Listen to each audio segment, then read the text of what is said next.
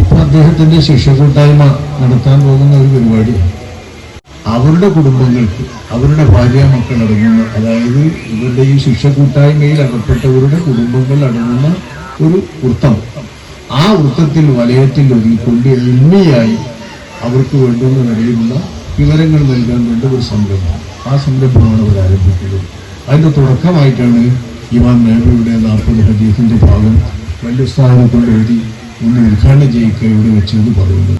ബിസ്മില്ലാഹിർ റഹ്മാനിർ റഹീം. വസ്സലാത്തു വസ്സലാമു അലാ സയ്യിദിനാ മുഹമ്മദിൻ വഅലാ ആലിഹി വസഹ്ബിഹി അജ്മഈൻ.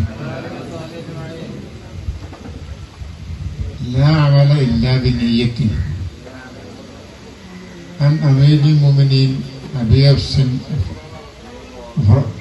عمر بن الخطاب رضي الله عنه قال سمعت رسول الله صلى الله عليه وسلم يقول إنما الأعمال بالنيات وإنما لكل امرئ ما نوى ومن كانت هجرته إلى الله ورسوله فهجرته إلى الله ورسوله ومن كانت هجرته لدنيا يصيبها أو امرأة ينكحها فهجرته إلى ما هاجر إليه.